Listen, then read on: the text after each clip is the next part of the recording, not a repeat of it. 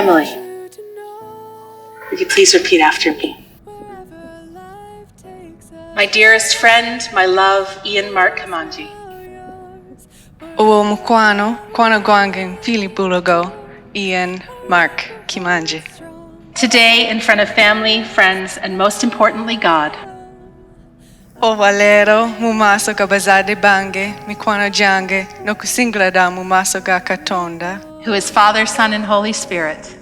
We are standing there and she's speaking in Luganda. And I'm like, what is going on? Like, when did you learn this? What happened? Who interpreted this? My mind is getting crazy, but I'm overwhelmed with love, with joy, with happiness. Everyone in the congregation are like, whoa, wow, what is going on? It was the most loving thing that I've ever seen any person do for me. I wanted to do something that really expressed my love for Ian. I wanted to show him how important every little bit of him was. You know, I wanted to show him that I loved him as a Luganda-speaking Ugandan, and how I wanted to do something special and different for him, and I knew he'd appreciate it.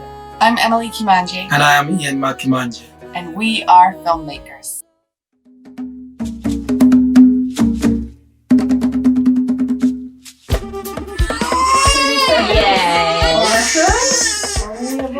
How are you? Missy? 11 months after we were married, on a hot summer's day, Israel was born. I remember we were really excited to be having a home birth, and things went almost perfectly. It was 5.5 hours of labor, which is quite quick for a first child. And the only really unplanned thing was that I did have a hemorrhage while I was birthing him. But thankfully the midwives were amazing and were able to stop that without any real problems occurring. We've been waiting for this poo-poo for 2 days, but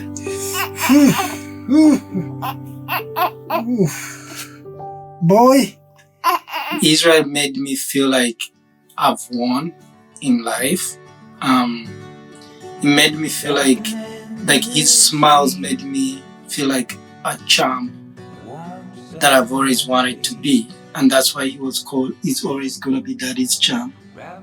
Do you know how many people within 24 hours that came to visit Israel? It was a lot. Like My mom, Laura, my dad, Harold, the neighbors, Mary and Dave and their son Dylan, my sisters Juliet and Isabel, and everyone who came wanted to hold him, so I got breaks from holding him. My arms got to rest every once in a while. So this is a book Mama created for you when you were little, so that we can show you the two worlds of different people we come from. The people who love you in Canada and the people from Uganda. That is my family. My family. That's right. Yes, that's your family. This is a book of people all over the world who love you. It's important to us that we raise Israel in a way that he knows it's okay to hug his friends, love people, and care for others. I just have a good feeling.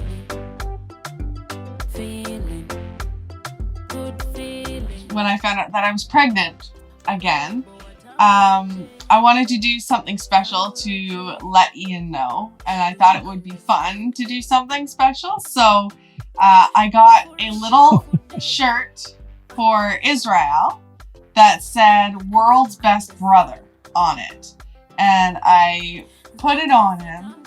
And Ian was in his office working at his computer, as he does all the time. And I sent Israel in wearing his World's Best Brother shirt, thinking that, it's pretty obvious and he'd get it pretty quickly. And Israel climbed up on his dad's lap, and Ian just, picked him up, helped him up, and kept working. Now, Ian, did you read the shirt? And he looks at it and he reads the shirt.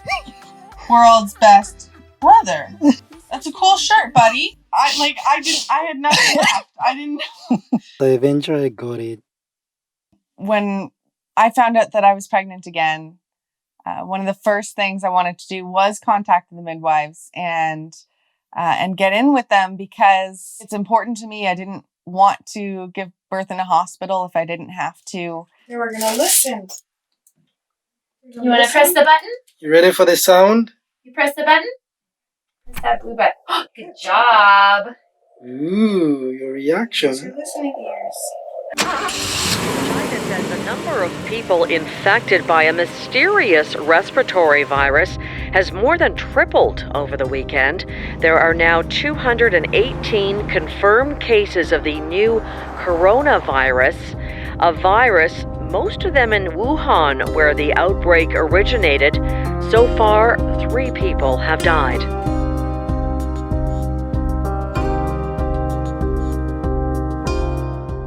Ian was in his office and he called me downstairs to come and see an article that he was looking at on his computer. And he told me about this virus that was like in China and making a whole lot of people really sick.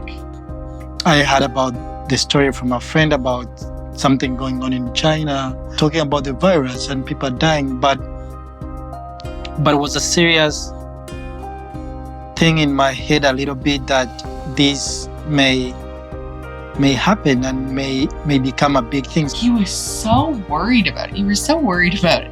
Yeah. But I wasn't worried about it because it was all the way in China.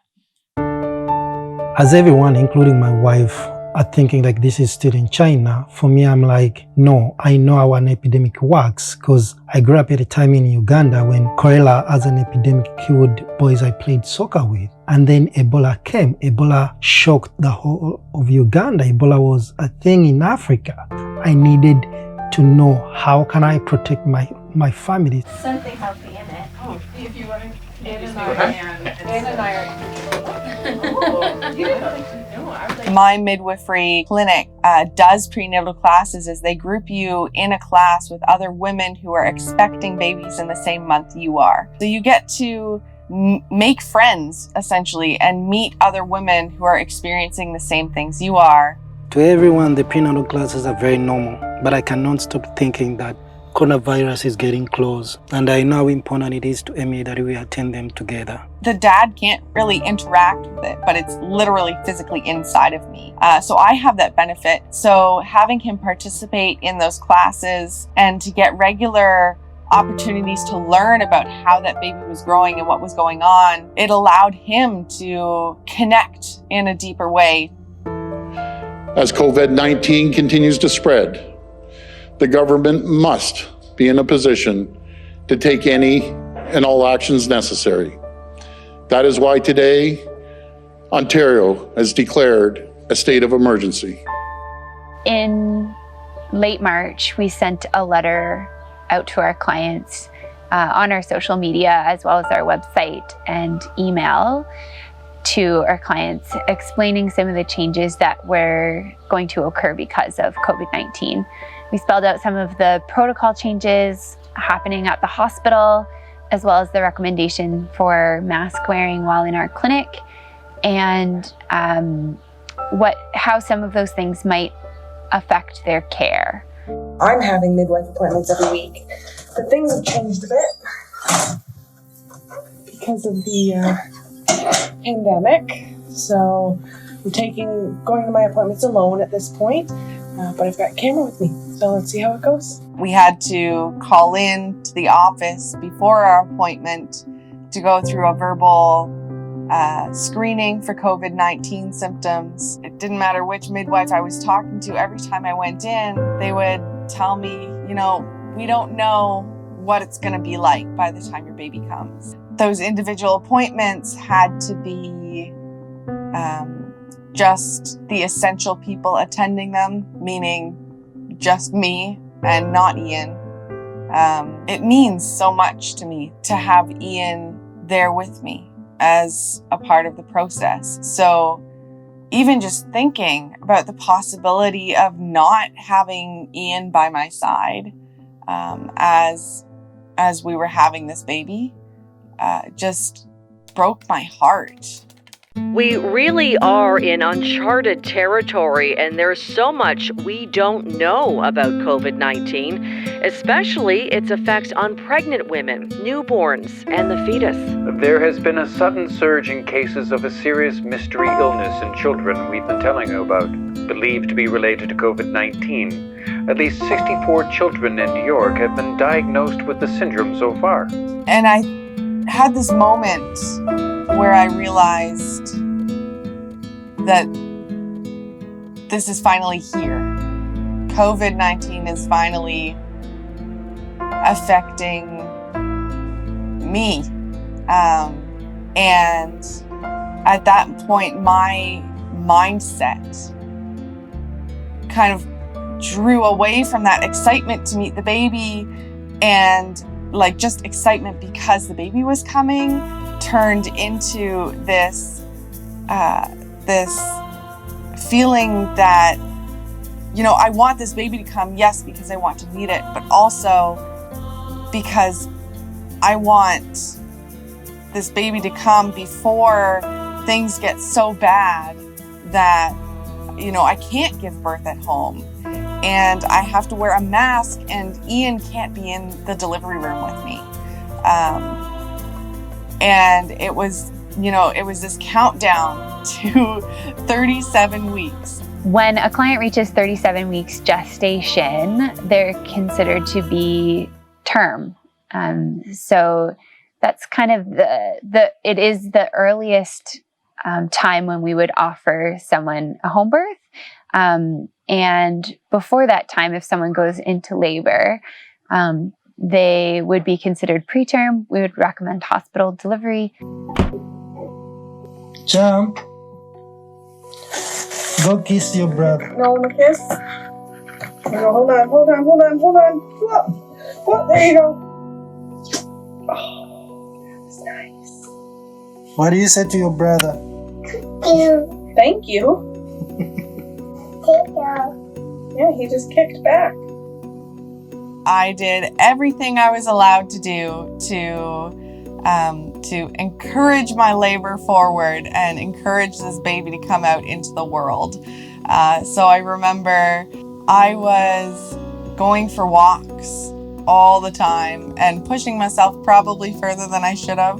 I was eating dates. I don't really like dates very much, but I was eating as many dates in a day as I could stomach. Drinking red raspberry leaf tea, probably 2 or 3 times a day.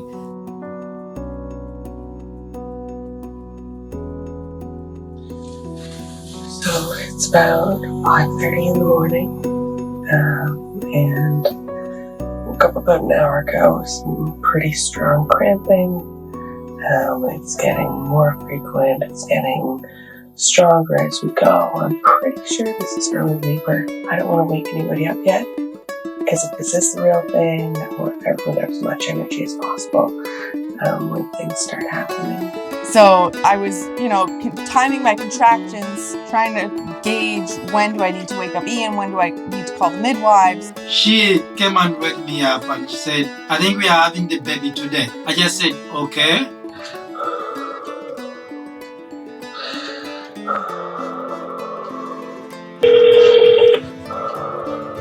Thanks for calling Blue Haired Midwife Stitching Service. Good morning. I need a midwife. I'm in labor. Okay, and your phone number? There was something added to it because, you know, she came in, when she arrived, she had to put on her gown and her mask. And there was this, like, just added focus on sterilizing everything and making sure that everything was, like, even more clean than normal. Part of that because of the COVID-19 thing.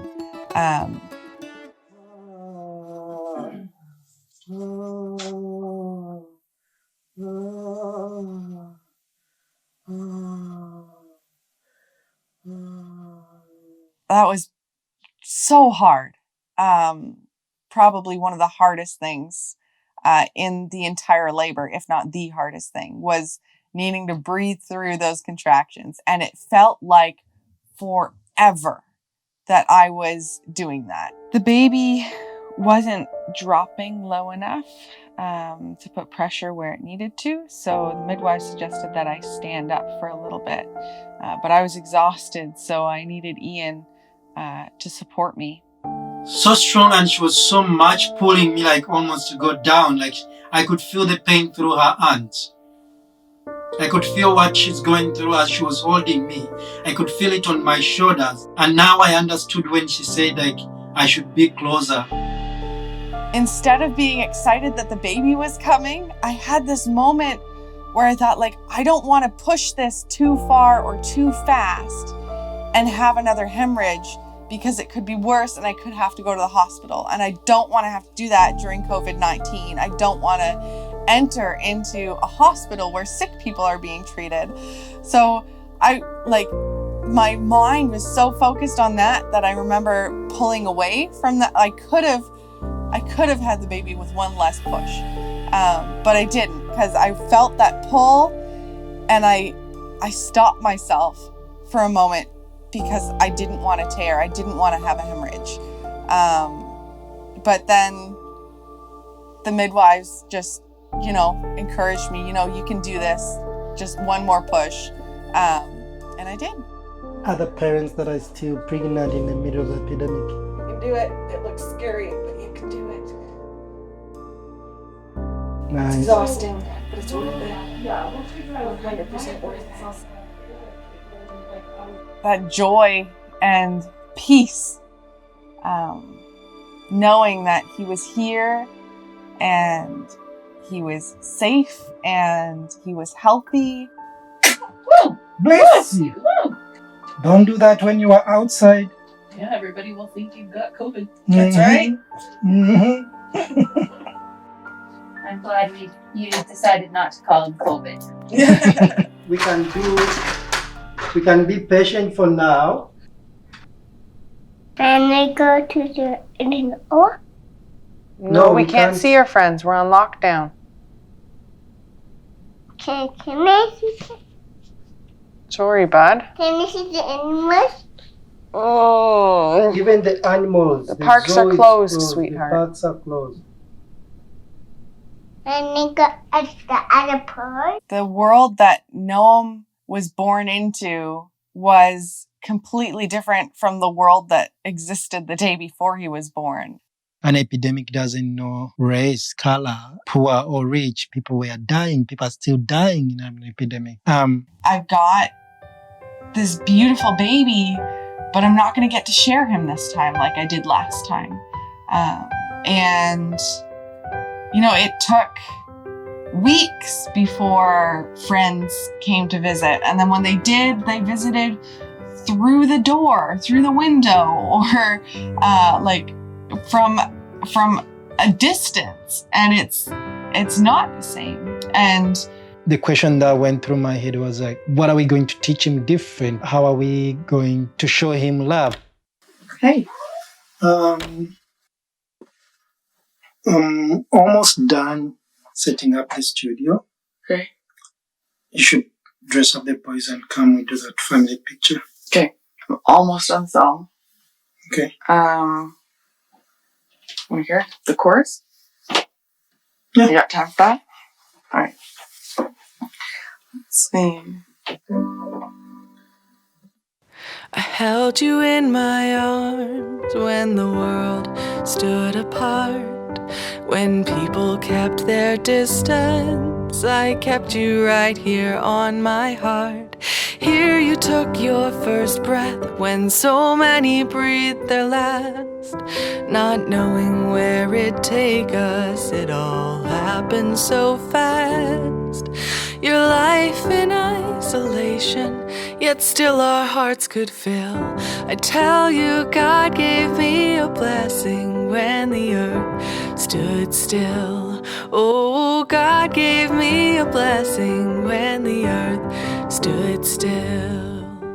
All I can do is hope that he does learn to experience and express love in new ways. And that's something that maybe we can all do, because love is important. And if we can't show it through hugs and visits and things like that, then we all need to learn how to share it in other ways. When smiles hid behind a mask and feelings rode the surface, when people stopped their wandering and searched for greater purpose, 6 feet is such a distance.